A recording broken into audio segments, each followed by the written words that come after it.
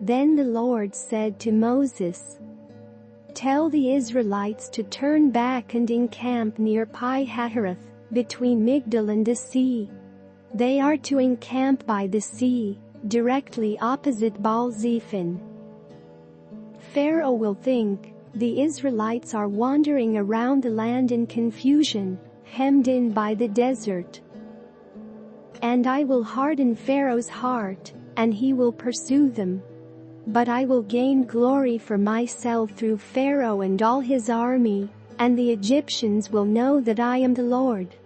So the Israelites did this. When the king of Egypt was told that the people had fled, Pharaoh and his officials changed their minds about them and said, "What have we done? We have let the Israelites go and have lost their services." So he had his chariot made ready and took his army with him.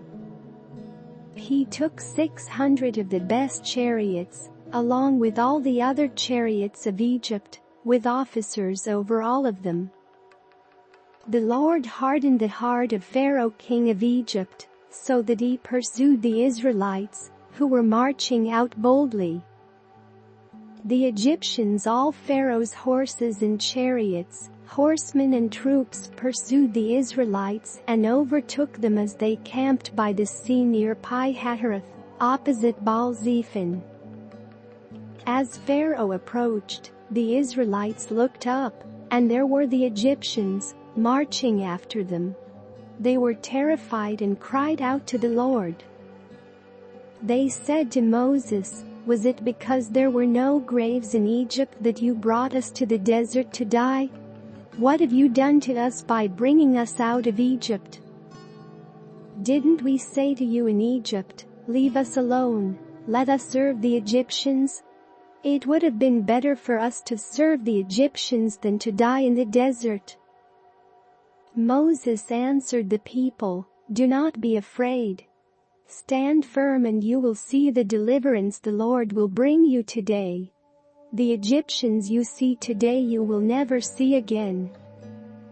The Lord will fight for you, you need only to be still." Then the Lord said to Moses, "Why are you crying out to me? Tell the Israelites to move on. Raise your staff and stretch out your hand over the sea to divide the water, so that the Israelites can go through the sea on dry ground. I will harden the hearts of the Egyptians so that they will go in after them. And I will gain glory through Pharaoh and all his army, through his chariots and his horsemen. The Egyptians will know that I am the Lord when I gain glory through Pharaoh, his chariots and his horsemen." Then the angel of God, who had been traveling in front of Israel's army, withdrew and went behind them. The pillar of cloud also moved from in front and stood behind them, coming between the armies of Egypt and Israel. Throughout the night the cloud brought darkness to the one side and light to the other side, so neither went near the other all night long. Then Moses stretched out his hand over the sea, and all that night the Lord drove the sea back with a strong east wind, and turned it into dry land. The waters were divided. And the Israelites went through the sea on dry ground, with a wall of water on their right and on their left. The Egyptians pursued them, and all Pharaoh's horses and chariots and horsemen followed them into the sea. During the last watch of the night the Lord looked down from the pillar of fire and cloud at the Egyptian army, and threw it into confusion. He jammed the wheels of their chariots so that they had difficulty driving. And the Egyptians said, "Let's get away from the Israelites. The Lord is fighting for them against Egypt."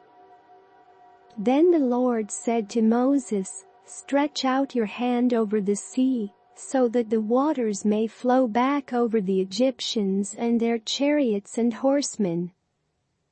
Moses stretched out his hand over the sea, and at daybreak the sea went back to its place. The Egyptians were fleeing toward it, and the Lord swept them into the sea. The water flowed back and covered the chariots and horsemen, the entire army of Pharaoh that had followed the Israelites into the sea. Not one of them survived. But the Israelites went through the sea on dry ground, with a wall of water on their right and on their left. That day the Lord saved Israel from the hands of the Egyptians, and Israel saw the Egyptians lying dead on the shore.